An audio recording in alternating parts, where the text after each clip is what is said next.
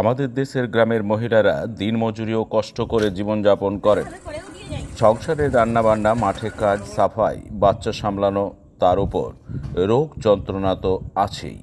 এরই মাঝে গর্ভবতী হয়ে পড়লে বিশেষ যত্ন নিতে পারেন না, পুষ্টিযুক্ত খাবার পান না, আরামে থাকাও তাদের স্বপ্ন সম।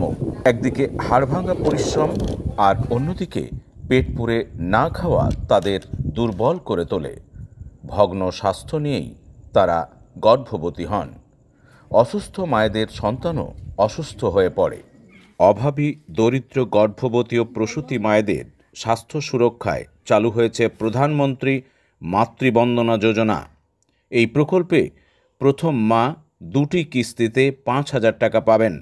দ্বিতীয়বার কন্যা সন্তানের জননী হওয়ার সুবাদে তিনি 6,000 টাকা পাবেন, এমনটাই নিয়ম। তবে এখনও অসহায় স্বাস্থ্যহীন মায়েরা সেই টাকা পাচ্ছেন না। কি বলছেন তারা, শুনে নেব।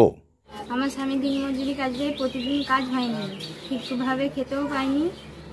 পেটে থাকাতে সরকারি কোনো টাকা কিংবা কোনো কিছু পাইনি। টাকাটা আমরা পেলাম না। সরকারি টাকাটা সেই সময় পেলে ঠিক মতো করে ভালো মন্দ খাওয়া যেত।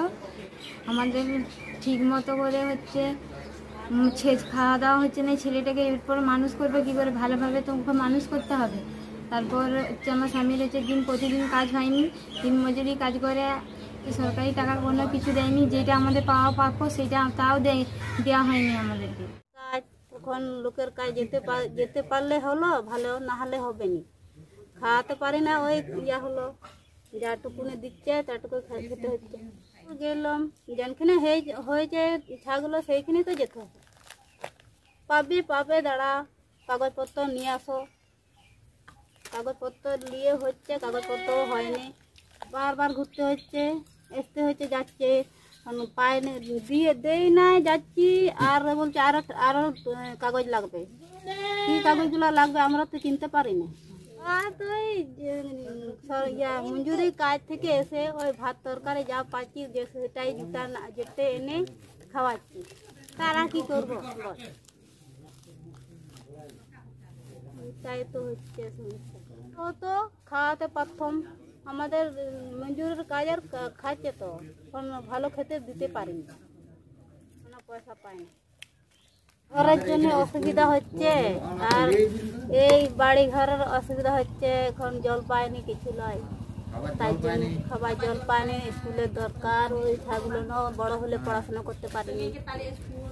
ঠায়ে স্কুল নাই, অনেক দূরে স্কুল দিতে পারছি না।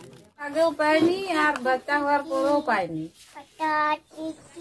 ওই শুধু ওই আসা যাওয়া গাড়িটা দিয়েছে হাসপাতাল থেকে, ওইটাই ওই সেন্টারের দিদিমণিরা নিয়ে গেছে, আর কিচ্ছু দেয়নি।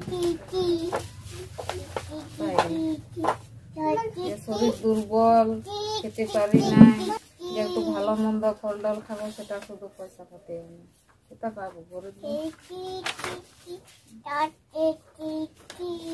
আর ছোট থেকে মেয়েটারও শরীর খারাপ, আর কি খাবে? যা শাক পালা যা দিতে ওটাই, জল দিয়া ভাত কোথায় পাবো?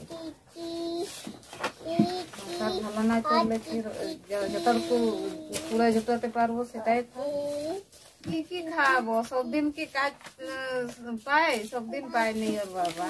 ওই যেদিন 2 দিন 3 দিন ছাড়া কাজ পায় ওইগুলো ফুলে বেচাই করে সংসার চালায়।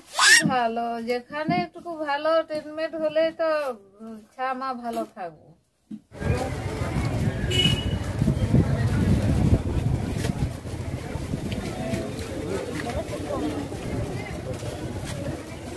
সব কাগজপত্র অনেক আগেই করেছি, কিন্তু এখনো কোনো টাকা পাইনি। টাকাটা পেলে অনেকটা সুবিধা হতো, বাচ্চারাকেও কিছু খাওয়াতে পারতাম, অনেকটা সাহায্য হতো, ডাক্তার দেখাতো। কেন প্রকল্পের টাকা পাচ্ছেন না সে নিয়ে সংশ্লিষ্ট আশাকর্মী কি বলছেন, শুনুন। প্রধানমন্ত্রী মাতৃবন্দনা যোজনার আওতায় আমার ওই ভীমারডাঙ্গা গ্রামে যে বদনী সরেন মাটি আছে আমার, ও হচ্ছে সেকেন্ড গার্ল চাইল্ড। তাহলে আমাদের এখানে নির্দেশিকাতে বলা আছে যে ফার্স্ট চাইল্ড পাবে এবং সেকেন্ড চাইল্ড পাবে। সেকেন্ড চাইল্ড যেহেতু মেয়ে ছেলে, তাহলে ও তার আওতায় আসছে। তো আমি যে নিয়ম আছে সেই নিয়ম অনুযায়ী আমি যথারীতি 2023 সালের 12/11/2023-এ আমি এটা সম্পূর্ণ করে দিই এবং আমার যে উপরের দিদি আছেন ওনাকে জমা দিয়ে দিই। উনি সেটা ভেরিফাই করে আমাদের অফিসে জমা দেওয়া হয়েছে। কিন্তু এখন পর্যন্ত যে টাকা পাওয়া যায় না, কেন টাকা পাওয়া যায় না সেটা কিন্তু আমার জানা নেই। ইমানডাঙ্গা গ্রামটি একবারই জঙ্গলের মধ্যে এবং 11-12 কিলোমিটার দূরে আমাদের 1 নম্বর ক্যাম্প মরা সুস্বাস্থ্য কেন্দ্র থেকে 11-12 কিলোমিটার দূরে এই গ্রামটি অবস্থিত এবং একেবারেই জঙ্গলের ভেতরে অবস্থিত। প্রকল্পের বিষয়ে জানালেন বিষ্ণুপুর স্বাস্থ্য জেলার ডেপুটি সিএমওইচ 3। শুনুন তিনি কি বলছেন। প্রথম যে মা হবে 19 বছরের উপরে যারা মা হবে, 19 বছর তারা মেল হোক ফিমেল বেবি হোক সবাই পাবে। দু একটা এক্সক্লুশন আছে, সাধারণত যারা যে মহিলা গভর্নমেন্ট চাকরি করেন, তাছাড়া প্রায় সব মাই মা যখন প্রেগনেন্সি হন, গর্ভবতী হন, তখন সে আশাকর্মী তাকে আপলোড করে। অনলাইনে করতে হয়, এটা অনলাইনে করতে গিয়ে তাদের প্রবলেম কিছু হচ্ছে, কোনো ফিল্ডে থাকে না ঠিক মতো, নেটওয়ার্ক কাজ অনেকে এক্সপার্ট নয়, সেই জন্য। আবার পেশেন্ট পার্টি নিজেও কিন্তু নিজে আপলোড করে নিজের নামটা অধিভূত করতে পারেন।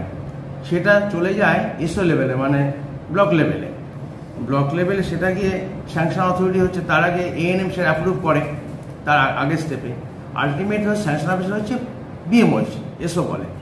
ওনার এন্ডে গেলে উনি স্যাংশন করে সে অ্যাপ্রুভাল হয়ে গেলে তার চলে যায়। কারণ এটা করার জন্য সেই মাটি যখন রেজিস্ট্রেশন করতে আসছে আমাদের কাছে, 12 সপ্তাহের মধ্যে আসছেন উনি, এলে তার নাম ধাম, ব্যাংকের কার্ড, ব্যাংকের অ্যাকাউন্ট সব কিছু নেওয়া হয়, আধার নাম্বার সব যা প্রয়োজন। কারণ আমরা ধরে নিই মাটি এলিজিবল ক্রাইটেরিয়া ফুলফিল করবে, এবং না করলেও নিয়ে নিই আমরা। 18 বছর রেজিস্ট্রেশন নাম্বার নিয়ম হয়েছে, রেজিস্ট্রেশন করার সময় তার সমস্ত তথ্যটা নিয়ে নেওয়া হয় এবং গভর্নমেন্ট দেওয়ার জন্য আমরা বসে আছি যাতে বেশি করে মা পেতে পারে। এই 5,000 3,000 পায় বাচ্চা মা যখন গর্ভবতী অবস্থা থাকে, খাওয়া দাওয়ার জন্য নিউট্রিশনটা যেটুকু পায়।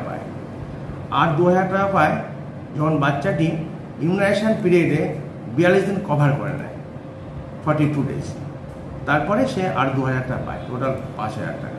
গার্ল চাইল্ড হয় ওই মাটির, দ্বিতীয় সন্তান যদি মেয়ে হয় তাহলে একবারে 6,000 টাকা পাবে আপনার বার।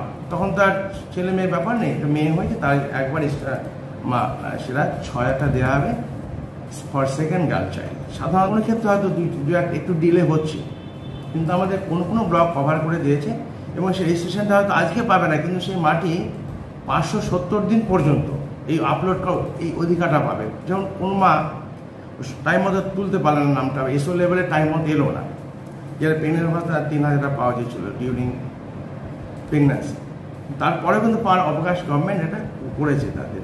570 দিন অবধি তাই কিন্তু আপলোড করে টাকাটা পেতে পারে। সুতরাং আজ যে পায়নি সে কালকে আর কিছুদিন পরে পেতে পারে। থাকে অ্যাকাউন্ট নাম্বার এখন যারা চেঞ্জ হয়, ফোন নাম্বার পরিবর্তন হয়, রেফার হয়ে যায়, এই জেলাতে অন্য জেলায় যায়, এই কতগুলো কারণে কিছু ক্ষেত্রে অসুবিধা হয়, কিন্তু তাদের পরবর্তীকালে সুযোগ দেওয়া হয় যারা তারা পায়, অসুবিধা কিছু হয় না। কোন ব্লক এরই মধ্যে আপলোড এসও লেভেলে করার সময় বিএমওইচের সঙ্গে থাকতে হয়, সিনিয়র পিএইচের সঙ্গে থাকতে হয়। কোনো ব্লক কিন্তু এটা 90% ওপর কভার করে গেছে। মায়েরা কেন মাতৃবন্দনা যোজনা থেকে বঞ্চিত হচ্ছেন, আপনাদের কি মনে হয়?